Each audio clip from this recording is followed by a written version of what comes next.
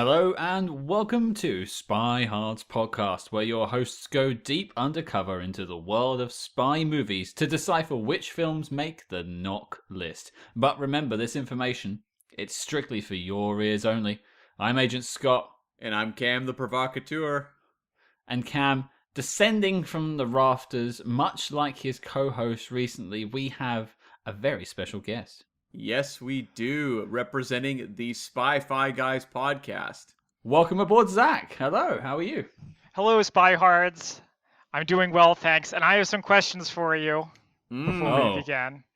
Oh, well, shoot. A guest has never pitched that one up front. Yeah, what questions do you have? Well, I want to know when Cam is going to become an agent and why he is such a provocateur. I guess I'll become an agent when we've actually chronicled every single spy movie on the list. Scott's cheating. He actually just gave himself the title honorarily. It's not official. I see. I disagree with this version of history. Provocateur is just cooler sounding though, right? Like, who says that? That's a weird title to have. Fair enough. Yeah. We had to workshop it at first. Cam had some different names for himself, but we settled on Provocateur. Yeah. Trenchcoat guy just sounded a little too weird. But, well, thank you for asking questions first. That's the first time anyone's ever done that, so that's a nice... Do you have any more questions? I couldn't wait to have my questions answered. Did you have any follow-up questions? No, just curious. Okay, because we have plenty of questions for you. Now, obviously, your co-host joined us recently for The Macintosh Man, and we'll get back to that in a second. But we have heard from Christian about how the Spy-Fi Guys came to be. But for those who don't know about the Spy-Fi Guys, who are just tuning in for this episode, just tell us and the listeners a little bit more about your show. Well, a little bit I would like to add to expand upon what Christian said. The original idea came from, we were hanging out with a mutual friend of ours named Matthew, who said, you guys have a really good rapport. You're very funny together. Have you ever thought about starting a podcast? And around the same time, a mutual friend of ours, Jay, and I were at a con, like a comic book convention here in the DC area. And we met three siblings who had started their own podcast. And they told us that it actually is not as hard as it sounds.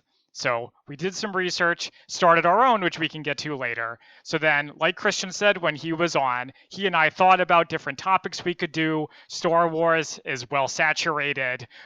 Spy movies was considered, but I'm not as into the James Bonds and Mission Impossibles as he is. So what we ended up doing is compromising between a history podcast, which is more what I like, and spy movie podcasts that he likes. So as he said, we split our time between completely fictional movies and movies that are based on a true story, with the exception of the upcoming Swing 60 Spy Summer, which is all fiction because our list was slanted too much in that direction and we needed to even it out. Right, yeah, and we're going to be doing an episode with you guys during that run as well, and that one is definitely not factual. You guys were very kind to Scott and I, who are both dimwits when it comes to actual history. Well, I think of it as a good opportunity to learn things. Well, Scott and I have yet to learn anything, but we're trying. We dream. Okay. I'm just glad that starting a podcast is so easy, because as we are idiots, we wouldn't have done it any other way, Cam. Very true, very true. Did we note the whole connection between Christian and Zach and us two meeting at a convention before? No, I don't think we did. I don't remember that. Sorry. No, it's fine. I mean, because me and Cam met at a Star Trek convention. Mm-hmm. And so you two met at a Comic-Con convention? Like a comic book type thing? No, Christian and I met while watching Doctor Who Happy Hour at a local bar here in DC. They opened up the back room to show an episode of Doctor Who every week, the rebooted series, of course. Mm-hmm. And what was the episode? Oh, I don't remember the specific episode. There were just a bunch of us who came back week after week after week. We started hanging out and became friends that way. At least 6 people, 3 couples got married from it. So it was quite the happy memory. And then they switched to Star Trek: The Next Generation and people stopped going. Oh, that's cold, Obi-Wan. That first season is really tough to get through. Oh, believe me, Scott and I met at a Star Trek con, and let's just say when you go to these cons, they don't fawn over the first 2 seasons of TNG very often. And this will not be the first time or the last that we're bringing up TNG in this podcast, which is a little bit of a preview of things to come. Oh, okay. I'm looking forward to that. That's Mhm. a connection to make. Well, okay, so we've got the genesis of Spy-Fi, guys, I think, now between the two of you. I know we asked Christian what his favourite film that he's covered so far is. What was your least favourite? My least favorite film. I was all ready for you to ask me my favorite one, and I was ready to go on and on about it. Now, the least favorite film that we have covered and has actually been released was Hudson Hawk, starring Bruce Oh, Willis. Are you right. familiar with it? Yep. So the podcast itself is quite funny to listen to. I bust out some of my stand-up comedy bits. We have some good exchanges, but the movie itself was definitely the least favorite one that we have released. And then we have one coming up in the swinging 60s spy summer, which was The Avengers from 1997. Not the superhero Avengers, but the one based on the old British TV show that I'm sure Scott is familiar with. Very. Let's just say we have that in our sights as well. Quite soon. Yeah, the movie is something else. It truly is. I have a question because I've seen Hudson Hawk. How did you guys connect sort of spy films to Hudson Hawk? Because my memory of that movie, other than it being like a complete mess, I don't recall a lot of spy stuff. Well, our definition of a spy movie is a little bit flexible. We've Okay. covered secret agent movies. So movies like the Jason Bourne movies, I think it's probably safe to say, are effectively action movies or almost superhero movies. And they just say, oh, the main character is a secret agent to explain why they can do all this cool stuff. Now, Hudson Hawk, the main character, is not a spy, but he does team up with a spy who works for the Vatican organization. Yes, that's what it's called. And the antagonists are a CIA hit team. Oh, okay. I've totally blanked on all of that. Oh, well, maybe that's some potential years down the road on Spy Hards as well. I will say I had heard of Hudson Hawk as a punchline to jokes involving Bruce Willis, so I was always curious to see it, and I was not disappointed. I've actually never seen it, so I can't comment on the film. But it sounds like if we do cover it, we might have to get you both back just to relive the nightmare. Oh yeah, we'll have a lot to say about it. I just remember one of the first issues of Nintendo Power magazine I ever bought had coverage of the Hudson Hawk video game. So that's where my relationship with that movie really started. Well, Cam, I think we've definitely painted a picture of Zach and the Spy-Fi guys. Now let's paint a picture about the film we're doing this week. What have you got for us? Yes, we are taking on our first John le Carré adaptation. We are talking about 1984's The Little Drummer Girl, starring Diane Keaton and directed by George Roy Hill. And to intro this film, here is the letterboxd.com synopsis. The Little Drummer Girl. She will become their most deadly weapon, as long as they can make her fall in love. Oh, that's such an 80s tagline. There's more. An American actress with a penchant for lying is forcibly recruited by Mossad, the Israeli intelligence agency, to trap a Palestinian bomber by pretending to be the girlfriend of his dead brother. That sentence confused me. Well, the brother wasn't dead when they recruited her, but fair enough. I like the top line. The bottom paragraph I wasn't so much a fan of. Oh, the tagline's amazing. Yeah. Okay, so in terms of connections to this film, I know me and Cam have a slight connection to it, but Zach, had you seen this film or read this book before covering it for the podcast at all? So I like to pretend that I'm a John le Carré fan. That isn't exactly true. I really like The Spy Who Came In From the Cold, the book. So I had heard of this book and movie, but I had not seen it. I knew the premise, and I knew that the Mossad doesn't come off so well in the depiction. Maybe they were the bad guys, maybe not. I didn't remember exactly. So when you guys asked me to be on, I was happy to take advantage of the opportunity to read and see it. Yeah, it's worth pointing out that Zach, for this podcast, has not only seen the film, but read the book. So now you are our guide, basically. Right. Thank you for doing it for us. We appreciate it. You're welcome. Okay, what about you, Cam? Apart from that little story we'll share about Nicholas Meyer, do you have any other connection to it? None whatsoever, really. The Nicholas Meyer connection is what that's all I've got to hang my hat on in terms of connections to Little Drummer Girl.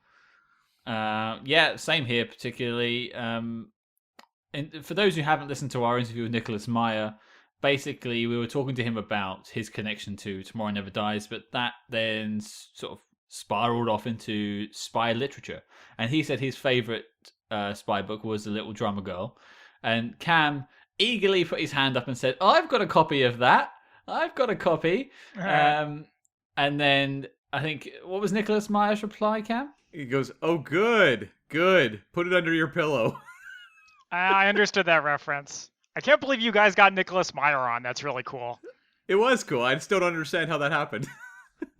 No, it felt like a bit of a fever dream at the time, I have to say. But so yeah, we've been teasing Cam since then that he's still never read the book. He just uses it to prop up his table or to hold his door open around the house. Well, the funny thing about that story was I had found a John le Carré compilation down in the laundry room of my building here, my apartment, and so I grabbed it, and it has I think like 6 John le Carré stories all compiled into one massive book. And so that's what I was thinking was, yes, I do have the Little Drummer Girl sitting almost at arm's length away.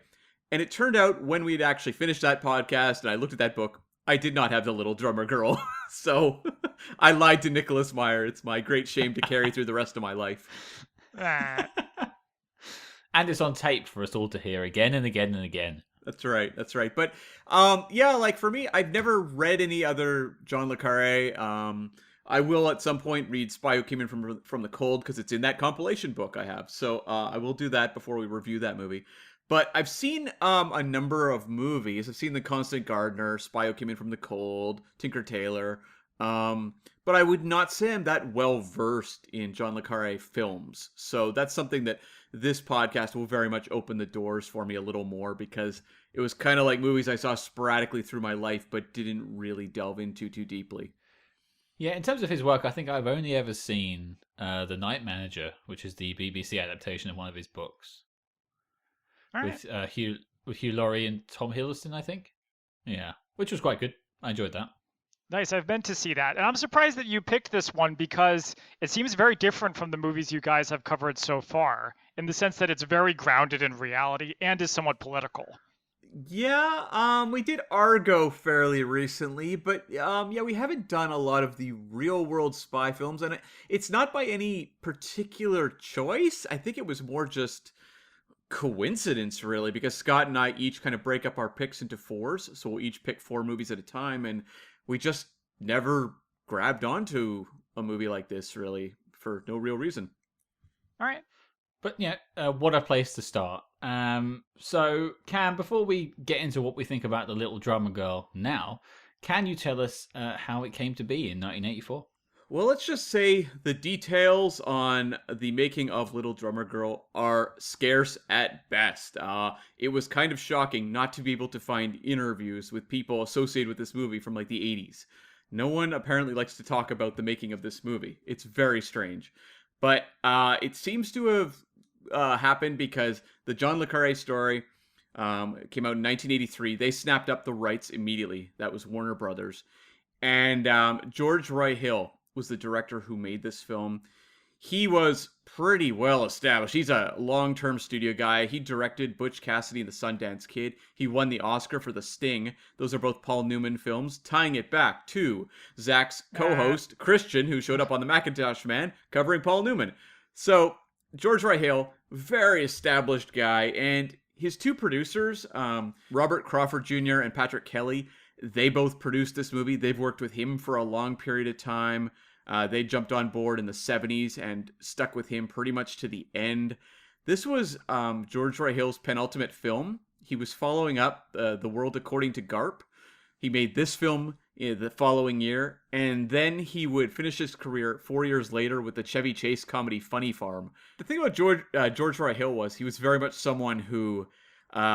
I don't know that you would really call him an auteur. He was someone who very much would plug himself into different types of material and deliver on it. And some of those movies really succeeded and some didn't. I'm just curious if either of you, the name George Roy Hill jumped out at all. It sounded familiar, but that was it. Yeah. Scott?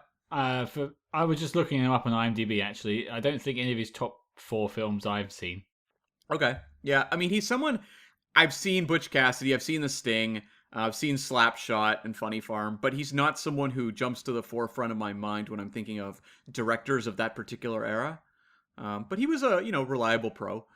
And the movie was written by Loring Mandel. This was kind of interesting in that Loring Mandel is someone who really didn't write films. He was a TV writer primarily. He only wrote 2 movies, both of them fairly obscure. One was 1979's Promises in the Dark, starring Marsha Mason. And he also wrote the 1967 Robert Altman film Countdown. That is not remembered as one of Robert Altman's all-time films, and he's a very esteemed director. So, yeah, the book, the character at the center of the book of the little drummer girl was intended to be an English woman in her 20s. So there was like a lot of controversy around this movie in terms of its casting of Diane Keaton. She was in kind of a place in her career. She's always been a very versatile talent, but she became very iconic and beloved for a lot of her Woody Allen work, a lot of the more comedic stuff that we know her so well, Annie Hall, Manhattan, movies like that, Sleeper. She was looking to kind of, I think, expand the way that audiences saw her. So she was starring in more dramas around this era. She'd done Reds with Warren Beatty in 81. 82, she did Alan Parker, Shoot the Moon. This was kind of a continuation of her ability to kind of, her determination to work outside her comfort zone. And she was widely criticized for this performance. And a lot of the attention around this movie just was specifically about the miscasting. People felt very strongly. You dig up old reviews, whether it's Roger Ebert, anyone, they're all bringing up the casting. This turned into like the big news story surrounding this movie. I'm just curious, Zach, you read the novel. Did it seem weird even for you going in having read the novel? So here's the thing. When I will answer your question, but I'm curious to know what their criticisms of Diane was. I will say that the point of the book is that Charlie is being pulled between these different poles and her emotions are being manipulated constantly. So the fact that Diane Keaton is older, that isn't sold as well, because if she came off as naive, doesn't really understand the ways of the world, a real romantic, then I think the movie as a whole would work better because that's the premise of the movie. But with someone who's older and world wearier, it just doesn't work, if that makes sense, if you know what I mean. Yeah, and that was a big part of the controversy, was the fact the character is supposed to be in their 20s. I think Diane Keaton was about 38, I think, around the time they shot this. So that was part of it. Also, just the fact it was going from a English actress to a American character for this film as well. It's interesting that you say that, because both of you have a bit more information than I do. Cam, you've seen the reviews. Zach, you've read the book. It was one of the notes I made, and I won't get too much into my thoughts on the film, but I felt that the character of Charlie was meant to be this sort of naive, just fresh out of uni, that sort of wide-eyed view of the world. Whereas you get the impression that Diane Keaton has seen some stuff and would have that more weary, pessimistic view. Yes.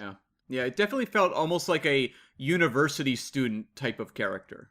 Well, that's what was confusing, because in the beginning you see her at a university. Sorry to jump ahead. So is the character supposed to be a university student and they just had Diane Keaton play her, or what? I have no idea. It's a head scratcher. Yeah. What else have you got, Cam? Yeah, so the budget for this movie was $20 million. It was released October 19th, 1984, right in sort of that period where they're looking to build into Oscar season. I think this was very much seen as Warner Brothers, as a potential Best Picture nominee, maybe a Best Actress nominee. It did not fare well. So as I said, $20 million budget. It grossed domestically $7.8 million. Didn't even open internationally, so its worldwide total was $7.8 million. It landed at number 92 for the year, between Just the Way You Are, which I had to look up, that's a Christy McNichol film, romantic comedy, and Ninja 3: The Domination. Wow. I was so excited when I saw Ninja 3: The Domination just underneath. I need to backtrack for a second. You say this film cost 20 million to make. Yeah. I mean, does Diane Keaton cost 19 million? There's a lot of location work in this movie. This did not shock me at all that it was expensive. Sure, but like they don't do anything with the locations. They blow them They're up. just kind of there. Yeah, they went there, Scott. Yeah. Yeah, okay. Sure. I didn't see that on the screen, but yeah, sure. Okay. Also, Diane Keaton would have commanded a price tag at this point. This is an Oscar-winning actress who has a long string of hits at this point. This is a pretty prestigious talent they've attached to this, so her commanding price would be, significant. Yeah, the top 3 for this year, number 1 was Indiana Jones and the Temple of Doom. Number 2 was Beverly Hills Cop. Number 3 was Ghostbusters. Also notable on the list, we had at number 52, Top Secret. And at number 81, we had Cloak and Dagger, a film we covered not so long ago. A couple other just notes I'll make. They made in 2018 a 6-part BBC adaptation of this starring Florence Pugh, Alexander Skarsgård, and Michael Shannon. From what I have heard, it's fantastic.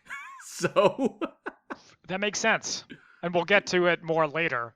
Yeah.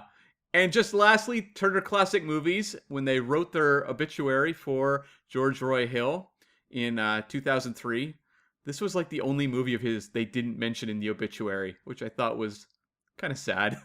Oh my goodness, it's not that bad. Come on.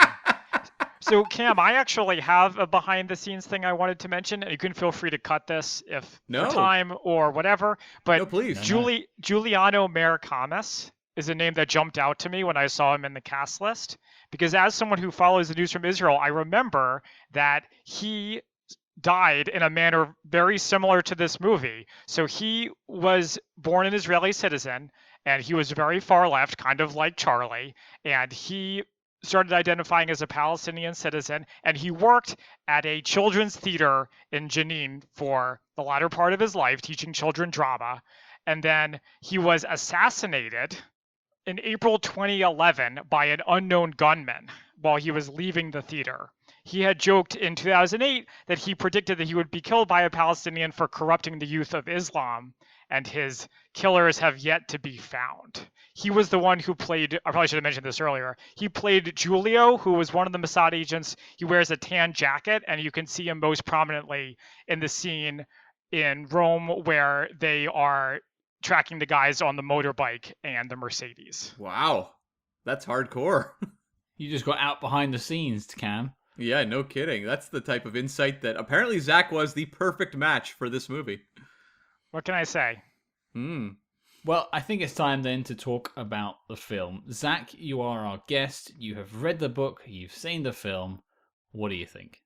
So I feel weird going first because I'm afraid that I missed something, that I didn't get it, that Nicholas Meyer saw some brilliance here that maybe I didn't pick up. There's really interesting ideas in this movie and also in the book, but being a dumb American viewer, I need them to make it really, really clear what's going on. And if you want to ask me what those themes are, I can tell you. But for now, I will say that the main thing that determines whether or not I think it's a good movie is whether or not I was bored. And this movie kept the pace up. It was not boring. It did not feel like 2 hours and 15 minutes. So that was good. And finally, when it was said that it was made in 1984, I was surprised because it feels like something more like the 1970s. So when there's the violence, like the brief, brutal, sudden, bloody violence, it reminded me of movies like Dirty Harry or Taxi Driver or Death Wish. So the fact that Back to the Future came out a year after this and then Die Hard came out 4 years later, surprising. It feels like it's more like 1977, if you know what I mean. Right. And I'm curious, now Nicholas Meyer, we should say, was a big fan of the book, not so much the movie. So I think maybe that's the, I don't know that Nicholas Meyer was going to go to bat for this 1984 adaptation. I am curious, though, because you actually read the book. What was your take on the book? Well, my take on the book is similar to that of the movie, where there's something really good in here, but I need it to be clearer if that's what Le Carré is doing. So I picked up on a few themes, and if you want me to talk about them later, I can. Yeah. Here we go. So the first is Charlie is in a love triangle between Joseph and Mikkel, but Mikkel doesn't actually exist. That's a really interesting idea. And the movie barely touches on it, and the book needs to make it a little bit clearer that that is what's going on. So similar to that, she's being pulled between these worlds. So she doesn't like Israel, but she teams up with the Israelis because she's in love with Joseph, but then she starts to fall in love with Mikkel and later Khalil. So she's being pulled between them. And I thought that the book and the movie were going to have this conflict at the end where she's like, oh, I don't know who to side with. Should I go through with this mission because it'll mean getting these men that I love killed? What should I do? That was really interesting. But then in the movie, she's like, well, I'm still going to help the Israelis. I'm still going to go through with the plot. I'm just going to feel bad about it once it's done. You know what I mean? Yeah. So I feel like because it's not a plot-based story, it's a character-based story. It's all about her. It's all about what's going through her mind. That's what we need to see. That's what we need to make clear. Her character and her internal conflicts needed more time to breathe. And I don't want to ramble, but I have one last thing. I can also talk about it later. Yeah, no. Okay, so the last thing that jumped out to me that I thought was interesting was women as a weakness for spies. Women as people that get spies killed. So in this movie, obviously, Charlie gets Khalil killed. That's very clear. But also, and this was not in the movie, do you remember in the beginning when Israeli diplomat's house gets bombed? Yep. Yeah. So in the book, just like in the movie, they use this hot chick to bring the bomb into the house. But in the book, Le Carré says that the diplomat is willing to trust her because he kind of wants to get with her and kind of wants to cheat on his wife. So that's the theme. And then outside of Little Drummer Girl, in The Spy Who Came In From the Cold, as you may remember, Liz, or in the movie, I forget her name in the movie, she gets the main character killed at the Berlin Wall. But then, and this was again in the book, not the movie, but the spy who gets killed at the Berlin Wall in the beginning, the one who kicks off the whole story, he's also betrayed by a woman that he shacks up with. Oh, interesting. And that's something we've covered a little bit on this podcast. Mata Hari is the movie that really jumps to mind, that sort of theme. It's something that I'll just give my take now on this one. Sure. I found this movie kind of baffling, and in a way that I've come across before, where I'm watching something and there's elements of it I like. Like, I can't dispute that a lot of the filmmaking was strong. You've got some really great actors here. But it was very clear to me that I was watching a very dense novel being condensed into a 2-something hour movie.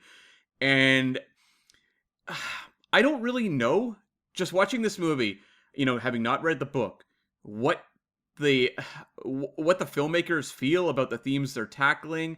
As you said, Zach, it's a character story. And I felt like the characters were often lost in this movie and we were more connecting the plot points as opposed to actually examining the psychology of the Charlie character as she's submerging herself into this world.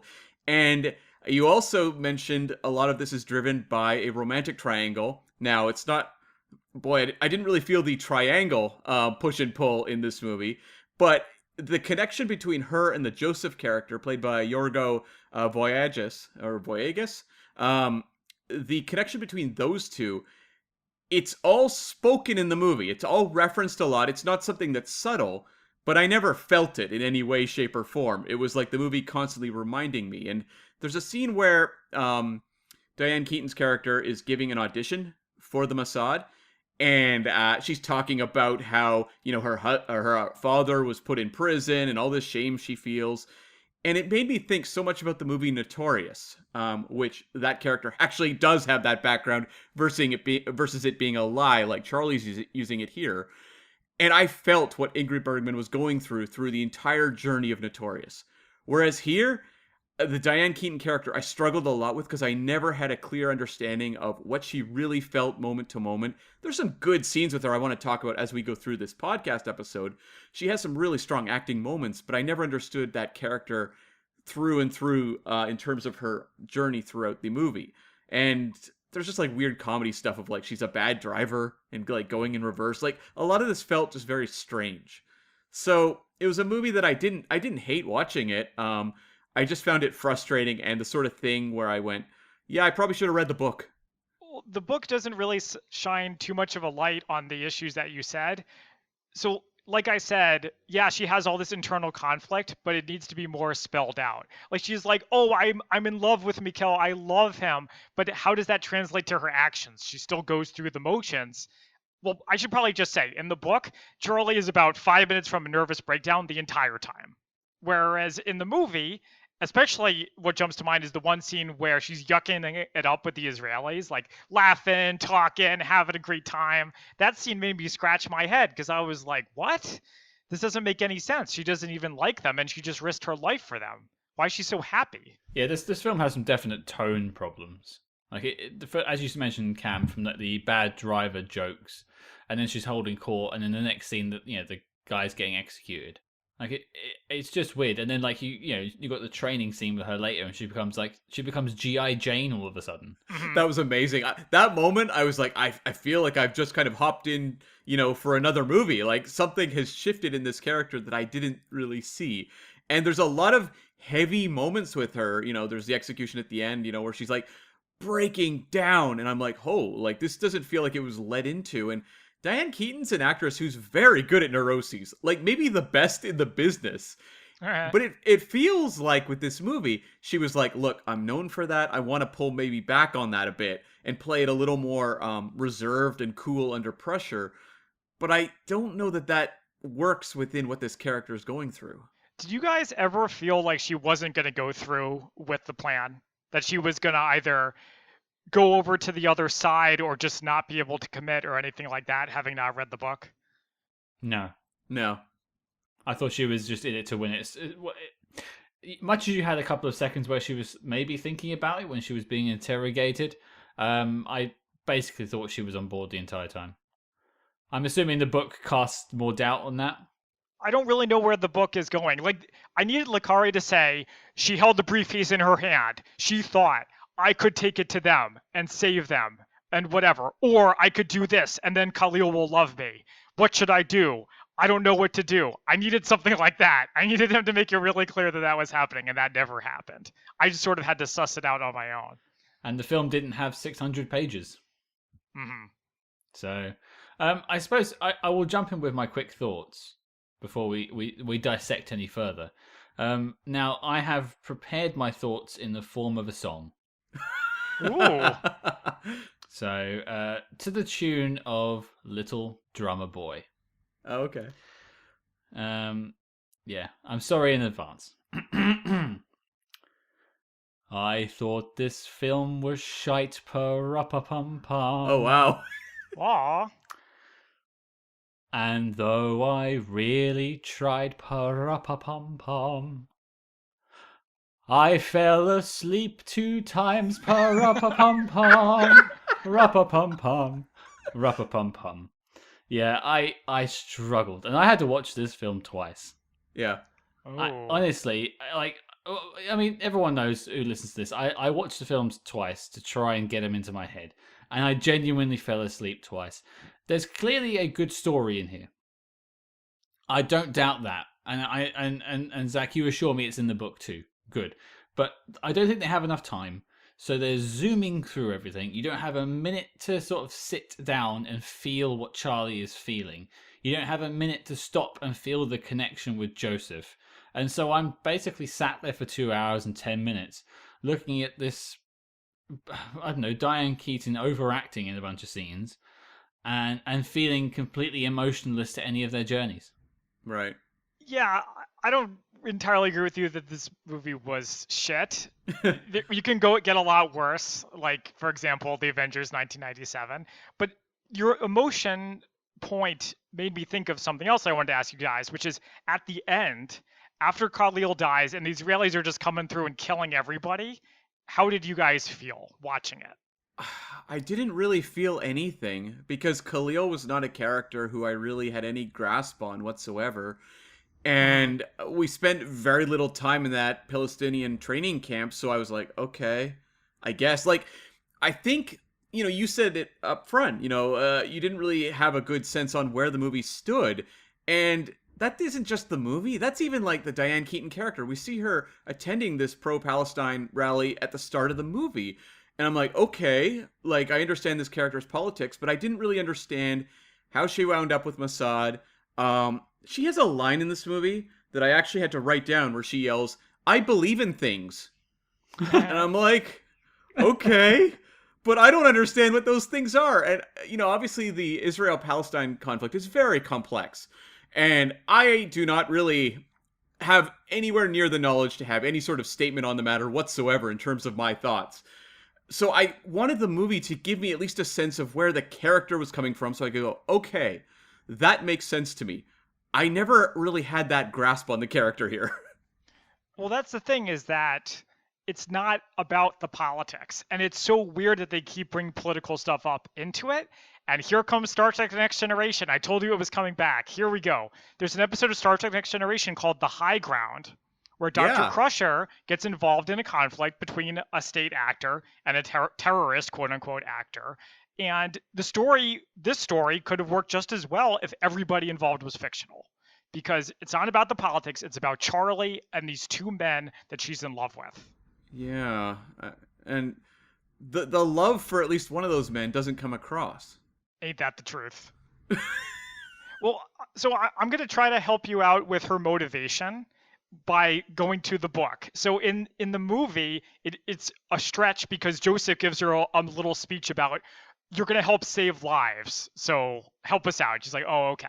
But here's a couple quotes from the book. He, being Joseph, had granted her an early glimpse of the new family she might care to join, knowing that deep down, like most rebels, she was only looking for a better conformity. And then later, after all her words, their action, their being the Israelis, their action, their abstemiousness, their clear-eyed zeal, their authenticity, their true allegiance, to fill the emptiness that had yawned and screamed inside her like a bored demon, ever since she could remember, she was a featherweight caught in a swirling storm, but suddenly, to her amazed relief, theirs was the commanding win. So in other words, Charlie's looking for a cause, she's a rebel without a cause, and she found one. That sounds far better. That makes way more sense. Yeah, the movie could have made that clearer. It was right there. I don't understand why they didn't do it.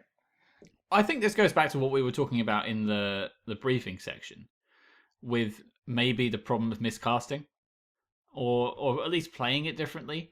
I just think if the Charlie character was played by someone who was fresh out of uni, as we said, and could be a bit more malleable, and could be persuaded to do things, and was wide-eyed and was looking for that cause, I would buy it. But I just didn't.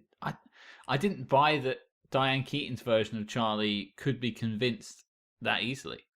You wouldn't want to blame Diane Keaton specifically. The writers are also shoulder a decent amount of the blame here. Sure. Yeah, Loring Mandel, looking at you. Mm-hmm. I think also, the remake, as we said, Florence Pugh was the star of that. She is in her early 20s, and I could totally buy it because you have Diane Keaton at this, this rally at the start. You have her also as a member of a theater troupe.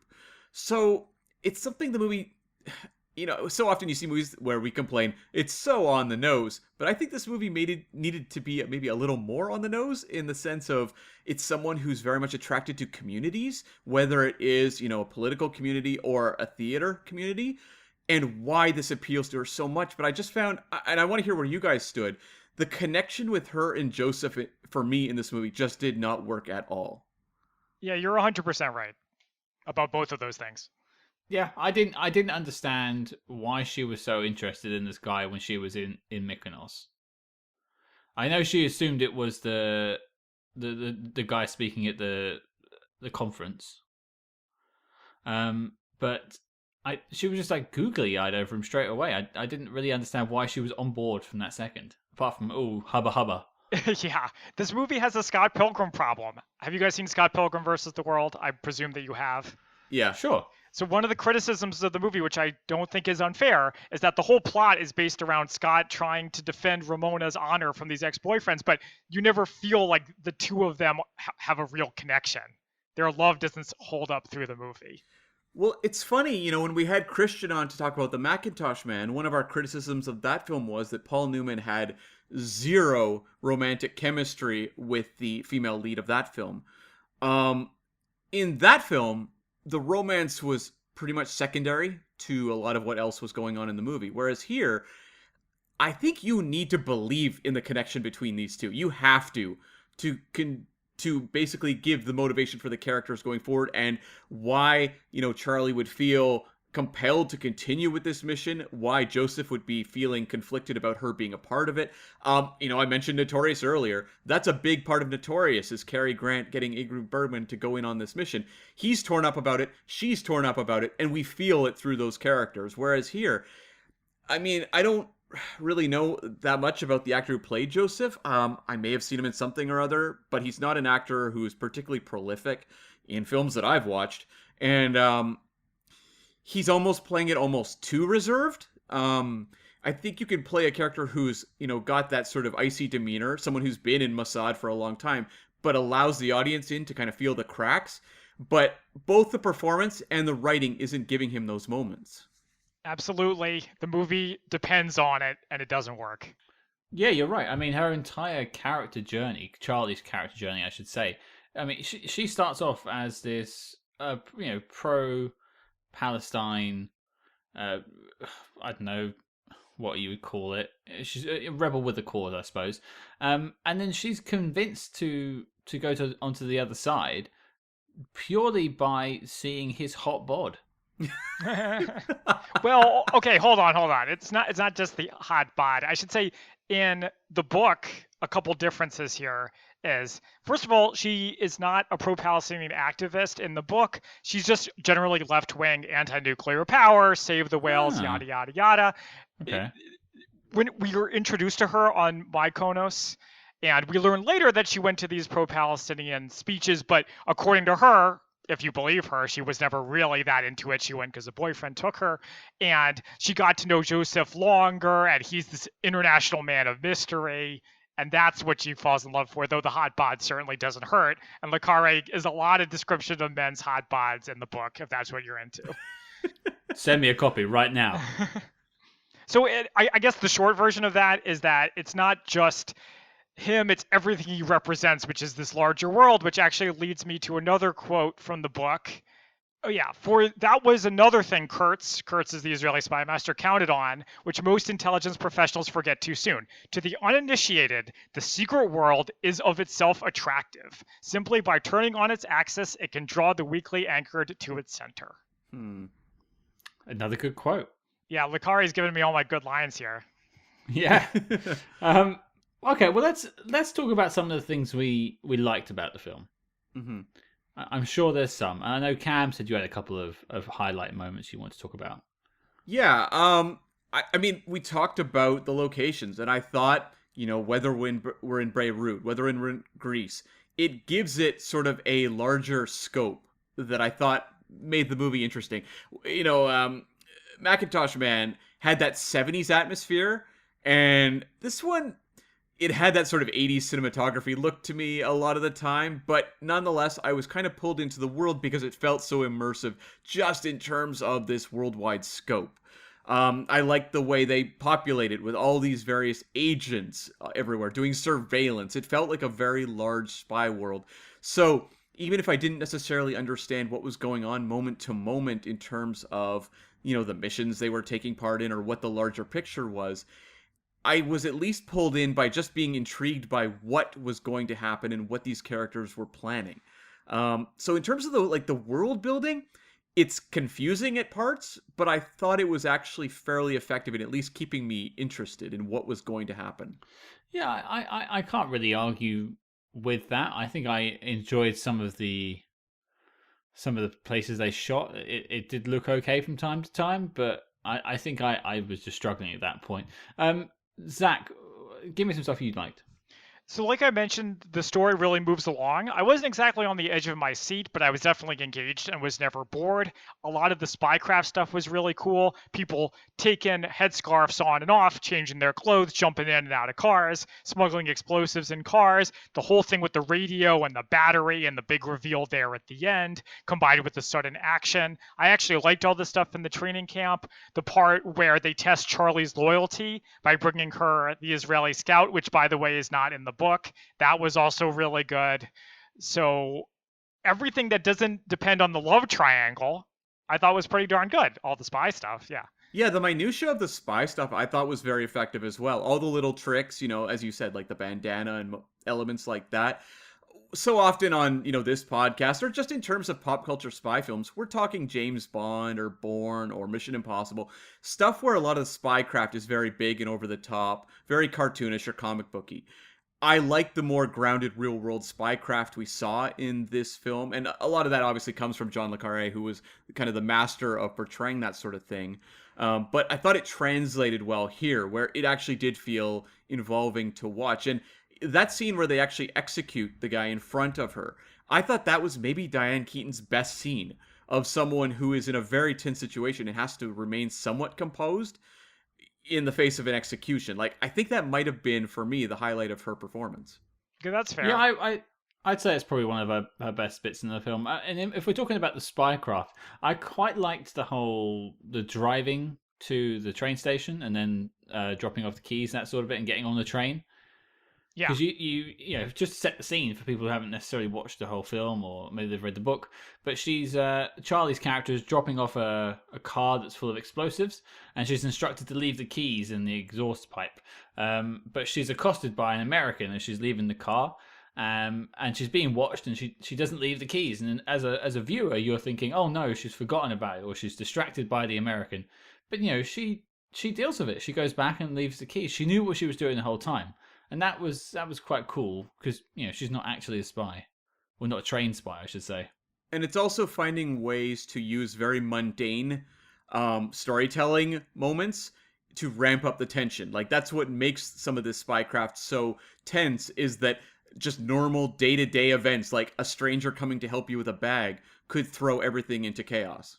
Yeah, and it shows her ability to roll with the punches and adapt and come up with a plausible story for why she needs to go back. That's why her handlers were like, wow, she's so brilliant, she's so good at this. We knew we made the right choice recruiting her. I have a question for Zach. So that scene we were talking about there with the American approaching her, that comes very shortly after she has proven inept at parking a car.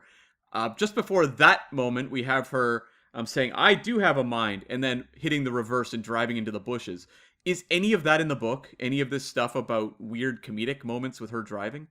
No, but none of it's in the book. She just parks the car, drops the keys, and leaves.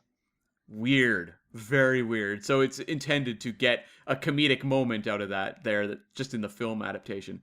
What a strange choice. Because it's not there elsewhere. Like, if they found ways to punch up kind of the flightiness of this character through comedy moments throughout the movie, I would go, okay, well, some of this wouldn't have aged well, but I would understand what they were trying to do. Whereas here, it's literally just two moments in isolation.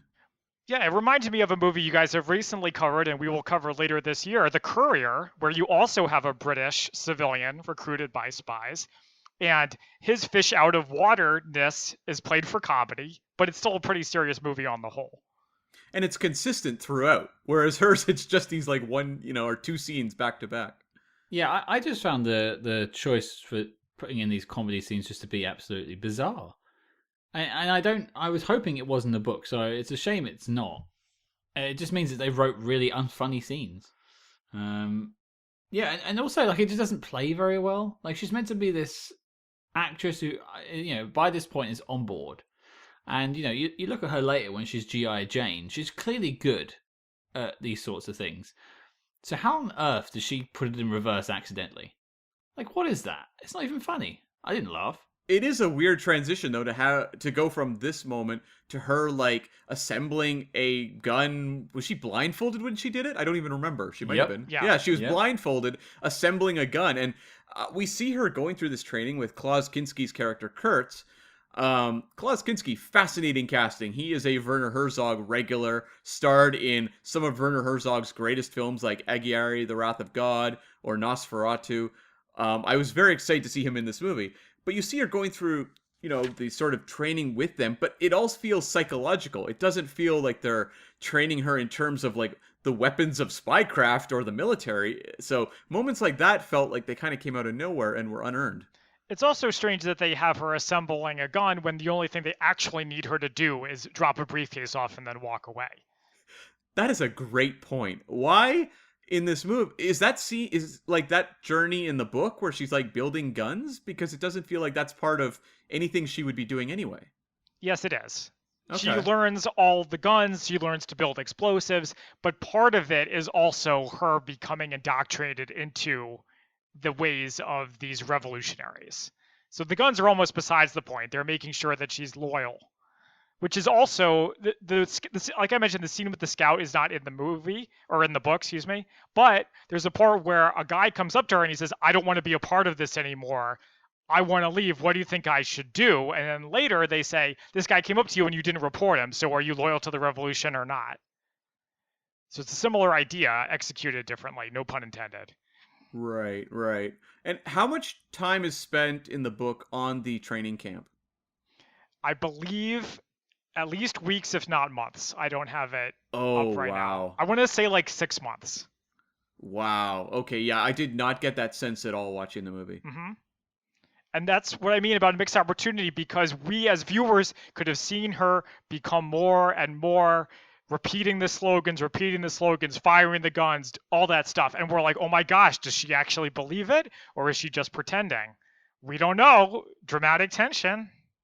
And this is where, for me, a lot of the compressing a much longer narrative into a 2-hour movie really came into play with moments like that. I remember, too, there was at one point they just cut to Jerusalem where you have Kurtz and I think Joseph just talking about, what is she up to now? And then we cut away and we never go back to them in Jerusalem. And it's like, really? Like, why would you confuse an audience by cutting to a location they haven't been before for literally one 15-second dialogue exchange? A lot of this felt like kind of throwing the book in a blender to try to get a 2-hour film out of it. Well, this is something I was going to bring up later, but it kind of feels like we've fallen on the topic. There's clearly a complex story here from the books. And Zach, I'm sure you can attest to that. They've made some really odd choices for the things that they've brought from the book to the screen. For instance, that entire car sequence we were talking about when she drops off the keys doesn't really play a part in the narrative. Yes, that's true. And I should say the book, you guys asked me how the book was before we started. I said it was long, which is true. Yeah. But the book also does not need to be that long. So, for example, and le Carré admits this in the introduction, the opening scene with the diplomat's house that gets bombed, the first 5 pages is just describing the street that it's on. It's like some J.R.R. Tolkien stuff. So the book also could have been cut and made more streamlined, and they could have taken out a lot of spy stuff because, like we said a few times, it's about the character and her internal decision. I know you guys haven't covered The Spy Who Came In From the Cold yet. It is way better, both the movie and the book, than this. Well, we're starting low and tempering our expectations, and it can only get better from here. Oh, that makes sense. Yeah. And I should note, actually, John le Carré apparently disliked almost all the adaptations of his work, except for, in terms of the films, Spy Who Came From the Cold and Deadly Affair. Everything else he was not a big fan of. He was a fan, though, of the TV adaptations of Tinker Tailor and Smiley's People. So I just wonder if it was a case where... Well, here's a question for you, Zach.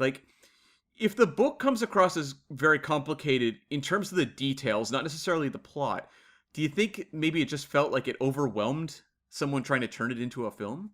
I think so. Yes. They wanted to get the intricate spy plot with all the double crosses and the going backs and forths and the disguises, but they also wanted the big psychological love story, and it's no surprise to see which one got the short end of the stick, which is the latter.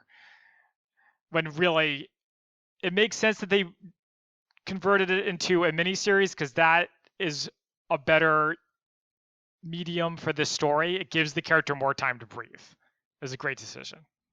Yeah, because there's a moment at the end of this movie where Joseph goes and approaches her on the street and she says, like, I'm dead. You killed me. And that is a moment that should feel like a gut punch for what this person's gone through. But my takeaway was kind of just a blank stare because I never felt like I'd watched a character journey so much as kind of a almost just an omniscient point by point of the story of what was happening throughout this film. Now, I have a question for you guys. Speaking of the end, why do you think she sleeps with Khalil at the end? Okay, so to me that was literally just well, I have to do this because of duty. That was my only real takeaway watching the film.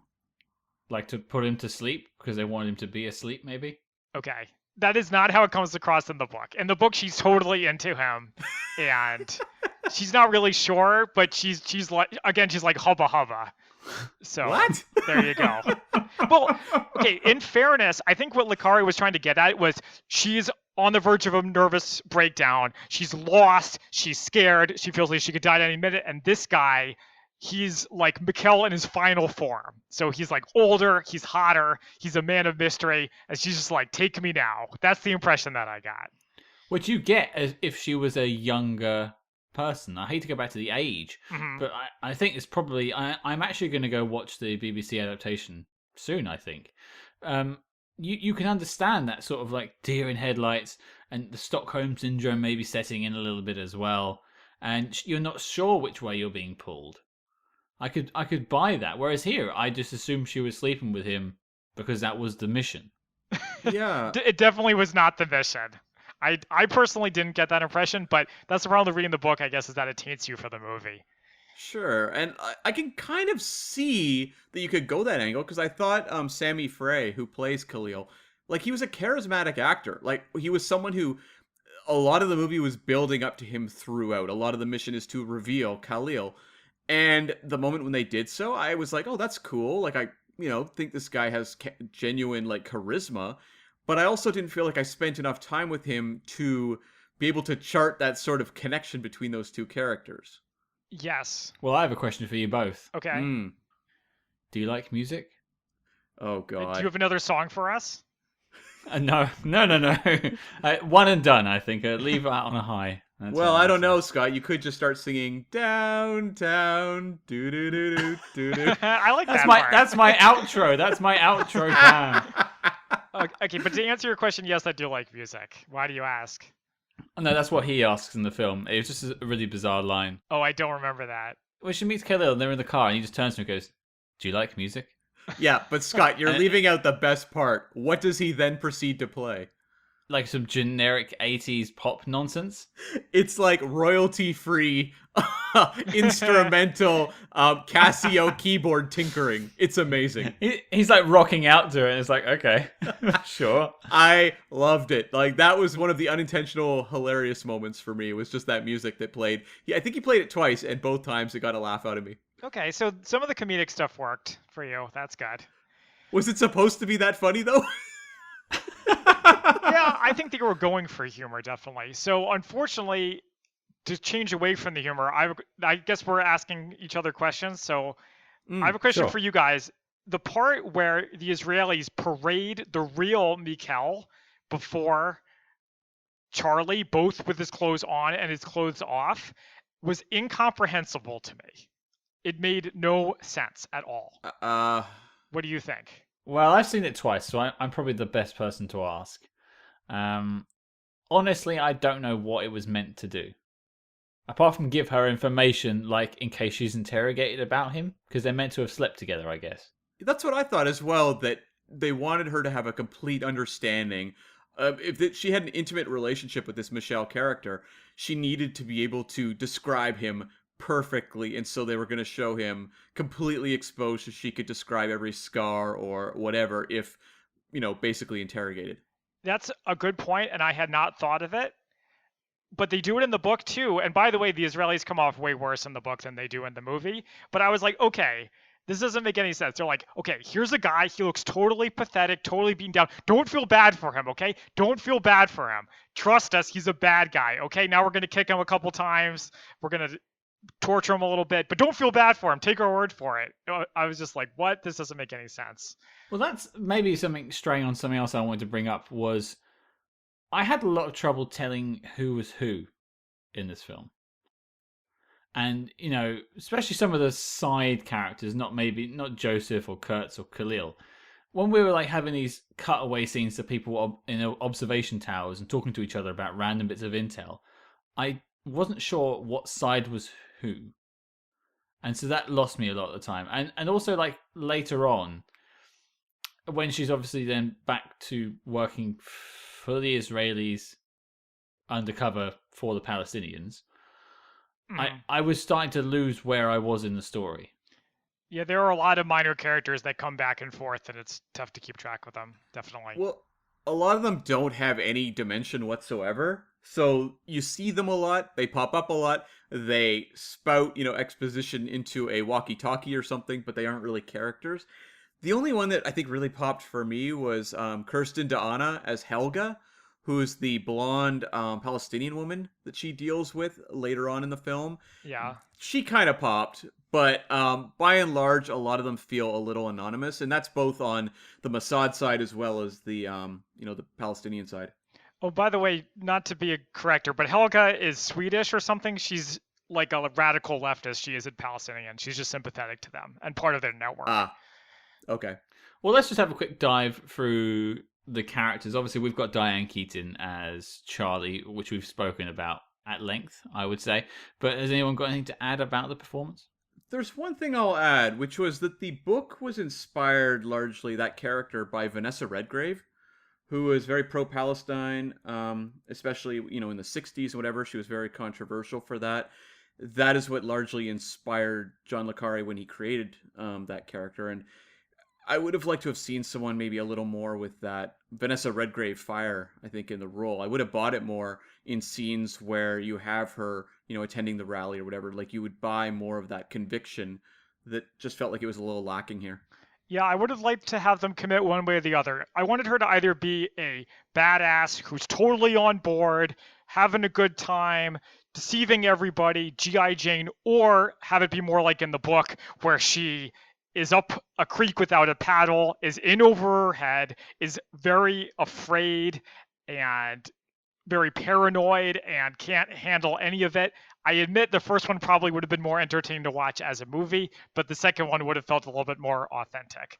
But as I said, the movie didn't really commit one way or the other, which made it confusing. Next up, we have Yorgo Voyagis. I think, did we settle on? Sure. Yeah, okay. Playing Joseph, which is kind of the romantic lead of the film. I think his performance was okay, but I didn't get anything out from it. I didn't get any emotion. Apparently, he played Carlos the Jackal in the original Bourne Identity miniseries, so that's kind of interesting. Way. Yeah, apparently Spy Hard's connection. But the only thing I think I've really seen him in was the movie Frantic with Harrison Ford, which I don't really remember that well. It kind of goes back where I don't know whether it's through the the direction or his own choices, but it just feels like this character is too aloof. And there's something interesting here in this connection he has with Charlie where they're both lying a lot. He will announce, that something like the car's full of explosives, and then he's like, I'm joking. I like the idea of these two unknowable people kind of playing off each other, but because he's played so aloof, it almost prevents the audience from connecting with him either. Mm-hmm. I'm curious, in the book, is he aloof to that degree? No, he's like, I love you, Charlie. Don't do this. Don't help the Mossad agents. You're going to get killed. I love you. Stop. That's insane. That is absolutely insane given the movie. Yeah, I'll just go into what I thought. I thought he was terrible. He was like a big block of wood, and I really didn't like his mustache, I might add. I found it very unattractive. Oh, well, I grew the same one in honor of him, so that's really a bummer, Zach. Well, you're not him. That's the difference. Also, a quick difference between the book and the movie is that in the book, his name is Gotti Becker, and in the movie, his name is Scott Becker. Like, Scott, that's not a very Israeli name. I don't understand why they changed it. There's whatever. Huh. Yeah, okay. That's No offense to our local There's Scott. a lot of strange I mean, choices. Scott's a perfectly good name. It just doesn't fit him so much. It's a great name where I'm from. Next up, we have Klaus Kinski as Kurtz. I think he was probably the most dynamic of the people in this film. Quite animated, certainly. Mm-hmm. Okay, like this is something I want to hear Zach talk about because I had the same response, Scott, where I walked out going like, "That's the character I found the most watchable." I think Klaus Kinski could make anything more interesting. He's just one of those great actors. Apparently, a very difficult man in real life. Fascinating guy. They made a whole documentary called My Best Fiend about his relationship with him and Herzog and just how dysfunctional it was. But here, I was watching him. Like, he had my attention throughout. Whereas, the movie's over. I sit down, I read some reviews just for, some context. I just want to know what the critical thoughts on this movie were. And a lot of them cited that character as one of the biggest disasters in translation from the book, in that he was far more complex and interesting in the book, and the movie didn't capture any of that. So I'm curious, Zach, where you came down on this character and his performance. So I don't know the characterization of George Smiley that well. He only appears briefly in The Spy Who Came In From the Cold. But I will say that this character, Kurtz, and he also has a few other names in the book, is depicted as dangerous and scary, willing to go whatever distance he needs to in order to accomplish his mission, screw over any friend, threaten anybody he needs to, kill anybody he needs to. He's supposed to be scary. And I did not feel like he was scary in the movie. He felt like somebody's friendly uncle. Though I will say that Le Carré really captured the way old Jewish men sometimes talk. I thought specifically of the part in the book, and they say it in the movie. So she lies. She lies for us today. She lies for them tomorrow. I mean, whatever. She lies a little blah, blah, blah, blah. You know what I mean? If you've seen a Mel Brooks movie, you know what I'm talking about. Sure. Yeah. It's funny. Maybe I bring some baggage to this performance because I've seen Klaus Kinski be so intense and often terrifying in other movies. I brought that over to how I viewed the character here because the idea of him being, as you said, like kind of the friendly uncle, he struck me more as the friendly uncle who's like a homicidal maniac. Yeah, he didn't seem homicidal like a maniac to me, but the part where he orders the real Michelle and the girl, I don't think we ever get her name, when he orders them to be effectively murdered because they're killed while helpless, that should have been like a scary moment, and it didn't really come off that way to me. Right. Are you talking about Katrine, the woman who bombs the Yes. Yeah, okay, her. Yeah, right. Yeah. It felt though the way that the characters reacted to it like it was quite severe because like both Joseph and Charlie have a strong reaction to it, so I was willing to go with it that he was kind of playing like I felt like Kurtz often would play it kind of bland, which you so often see in these types of movies where people are doing very awful things and dealing a very, in a very mundane response, just the mundane of evil in a way. And I kind of saw that in this character. Like the Kurtz one was not a character I struggled with at all in this movie. There was a scene I liked of his where you could maybe see the dimension and that edge. And it's a strange scene because it starts off with Diane Keaton holding court. I think we talked about it slightly earlier. And she's telling some silly joke, and it's like, and it wasn't even my pickle. Yeah. And everyone's laughing, and he's laughing. He's like, oh, Charlie, you're so funny. And then he's like, all right, everyone out of the room. Yeah.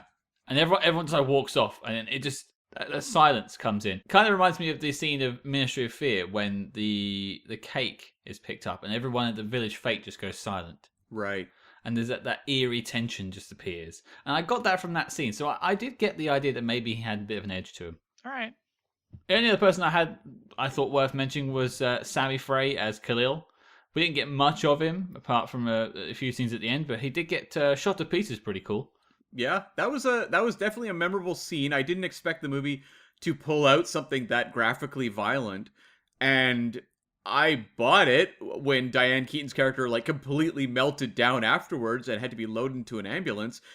It just felt like that moment worked in isolation versus something we'd seen a character building towards throughout. And again, it's kind of that problem where I didn't feel like I knew Khalil well enough to have an emotional investment in his fate. But if you're going to have a death scene as an actor, that's not a bad one to have. Did anyone understand his story about the letter? The story about the letter. I'm trying to Losing remember. his finger. He was explaining how he lost his finger to Charlie. Oh, yeah. He was building a bomb and it went off in his hand. And he lost a finger from it.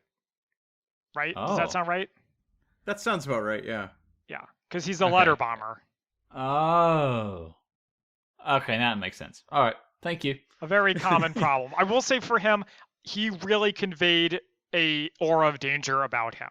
Even before he pulls a gun on her. The whole scene at the end where he figures out what's happening, I thought was really good. Is pretty much, of course, it was the climax of the movie, so one would hope that it would work.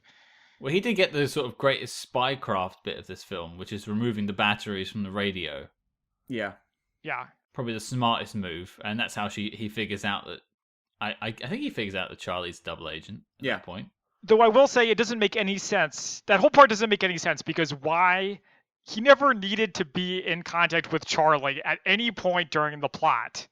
They should never have been in the same room together. And if he's Mr. Super Smart, Mr. Super Careful, it doesn't make sense. But I guess the idea is like, oh, we're playing on his emotions. She was close to his brother, and that's the end. That's how she's able to get close to him. I mean, as a man who has 4 brothers, I wouldn't want to sleep with any of their partners, I have to say. Fair enough. I find that to be incredibly icky. It is, yeah, definitely. Yeah. But hey, it's not my story. All right, gents, before we get to the knock list, do we have any final thoughts, final questions about the film? Zach, you're the guest. You're up first. I guess I probably should have saved some of my themes for this point. But I guess we could bring them up again. What do you think about the whole idea of, if not necessarily women, but human connection as a weakness for a spy? Do you think that's something the movie is trying to communicate as a general le Carré point of view? I don't think the film's trying to communicate it at all. Okay. I didn't get that impression. Yeah, I would say maybe those elements are baked into the story, but they aren't conveyed in a way that's effective.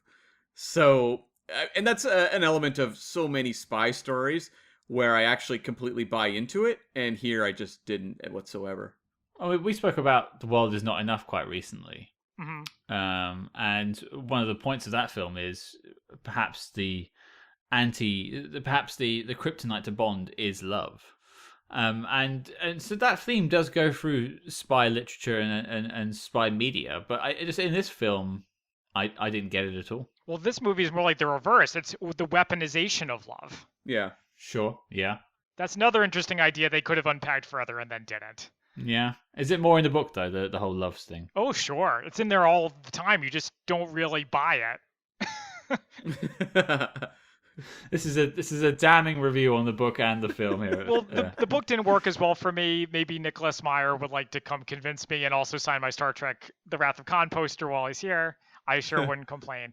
But actually, I have a couple spy fact versus fiction stories. And if you guys want to cut it for time or if you think it's inappropriate, that's okay. But no, go for are you it. Interested?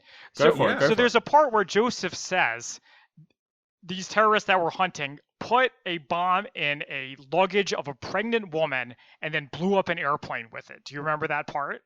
Yeah. Yep. So I looked and I couldn't find that specifically. There were a couple examples of planes being bombed because someone put a bomb in the luggage compartment. But then in 1986, 3 years after the book was published at Heathrow Airport in London, Israeli security guards working for El Al found a Semtex explosive in the bag of Anne Marie Murphy, a 5-month pregnant Irish woman attempting to board a flight to Tel Aviv.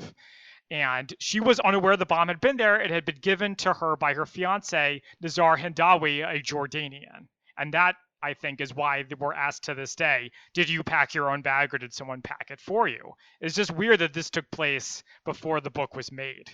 Wow.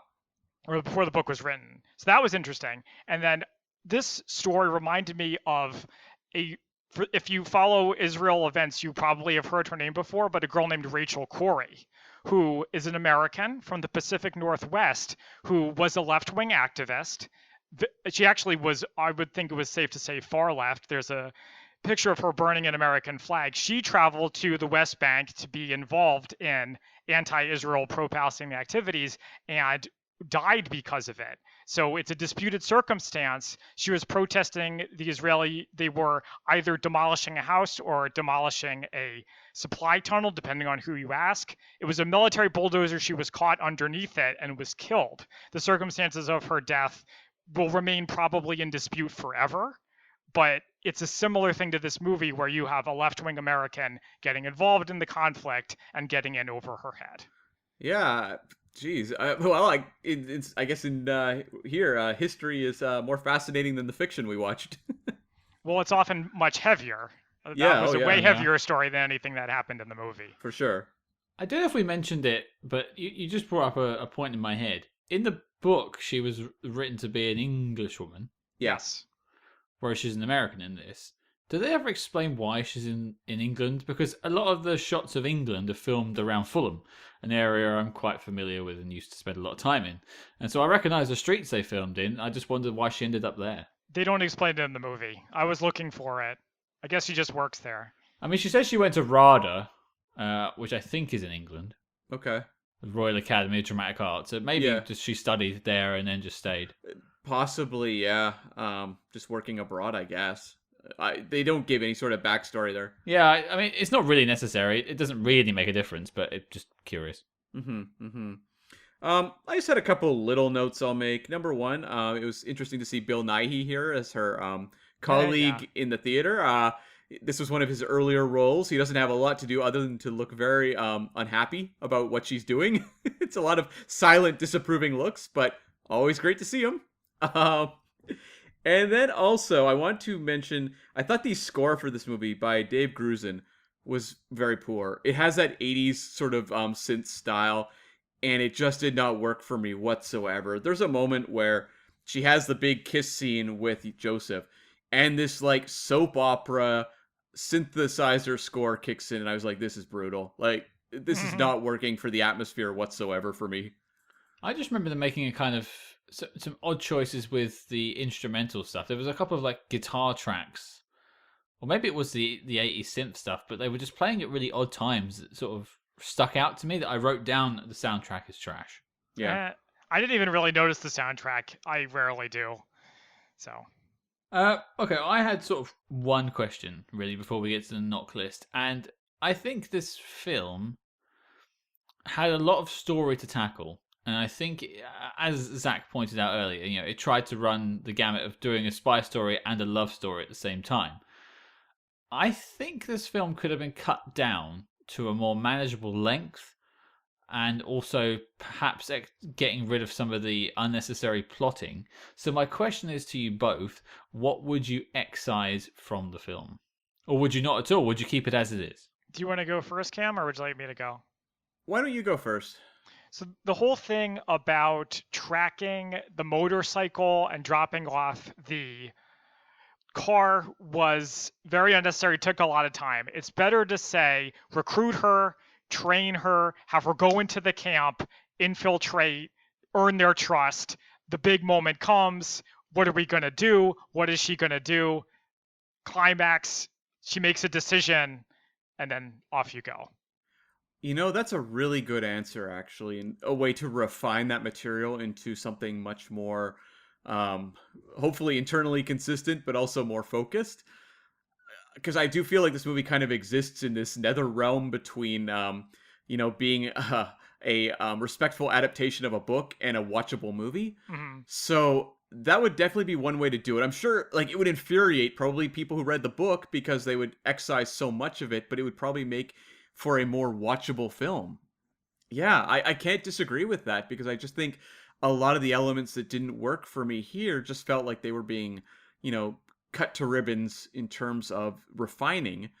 So maybe it would have been better just excise them. Yeah, I think that's actually the best suggestion I could even come up with. Or just do what they did in Star Trek. That should be your answer to all things. Basically, just go back to Star Trek. It's usually a good compass. No, I don't think I would... I don't think I can argue with that, Zach. I think you nailed it on the head. Thank you. I really struggled with the ending with the bomb and what was going on. I felt that bit was so rushed. Yeah. And she was rushed through it. I didn't really understand what was going on, and I've watched it twice. Well, it's pretty much the same as in the book. I think the moment of truth is when she puts up like a flag or something to say, "Hey, this is the bomb. Be ready." And once she actually arrives, there's no tension though because they're all well prepared. They have the guy in the Hurt Locker suit ready to go. So that's not a big tension point when as I said, I feel like it should have been. Yeah, because that's not the dramatic high of the film. That's a couple of scenes later with the shooting of Khalil.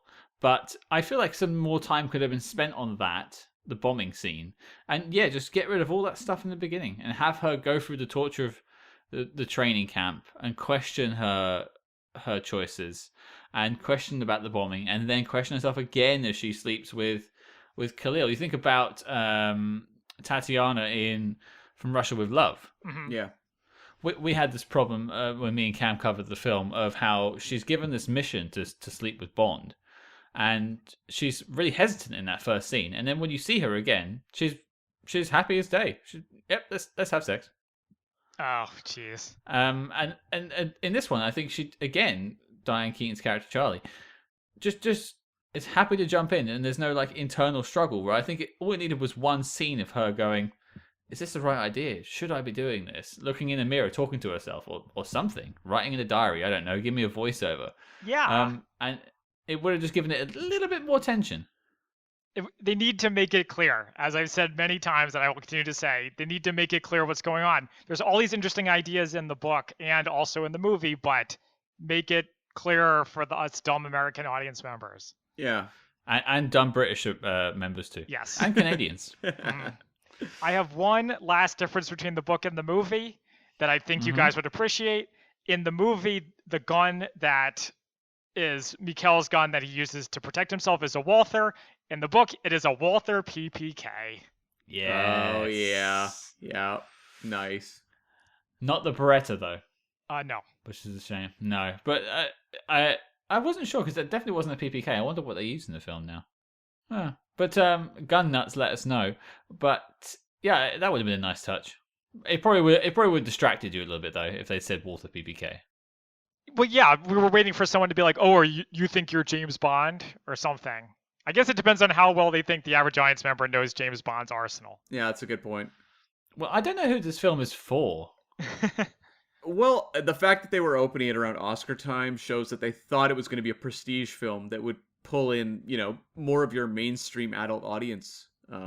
But 'twas not to be. Womp womp. Right. I think we've reached the pivotal moment of the podcast. Knock list time. Is the little drummer girl making the knock list? Zach, you're our guest. You're up first. When you guys asked me my thoughts on the movie, I was afraid that you guys were going to think it was brilliant, and I totally missed it. And I'm glad to see my opinions were validated. That's why I go on the internet. Yeah, as I've said many times, I can see what they were going for, but it did not work. I didn't feel like the book would make some kind of book knock list, so I'm definitely going to say, sorry, there are other Le Carré things that would work better. Cam? So the answer is a no for me as well. I didn't hate this movie. I remember, Scott, you'd posted about this book in the Spybrary. And people were like, oh, good luck with that torture, essentially. Like, that movie's going to be rough. I didn't really find it that rough to watch, but it just felt like, well, as I've said, just a book that was condensed. And I think one thing when you're watching a adaptation from a book, you want to watch the movie and, in a best case scenario, feel like, I'd like to read that book. I remember having that response to stuff like, Jaws or Jurassic Park, but, more literary things than that as well. There's been Shakespeare films I watched that made me want to go back and read the plays. I had no interest whatsoever in reading The Little Drummer Girl after watching this film. So it didn't draw my attention towards the subject matter in any real way. And the movie just kind of felt there. I wasn't bored, but I also was never excited. And it just kind of felt flat to me. And it's not a movie that will loom large in my memory going forward through Spy Hard's podcast. Yeah, it's not a bad movie. It's just a lot of unrealized potential. Yeah, totally. Okay, so it sounds like we have two no's, and as usual, that means my vote is redundant. Mm-hmm. But yeah, here it is. I really didn't like this film. Oh, wow. I know you both said, like, oh, it's not too bad at the start. And sure, everyone has their own taste, that's fine. And we often get asked, like, what was the film you liked the least? And my answer has been, until now, Men in Black 2. But it is now The Little Drummer Girl. Oh, God, no. Okay, can you explain or can you expand upon why you don't like it so much? Okay. I didn't relate to any of the characters. I didn't care what they were going through. I was not pulled into it.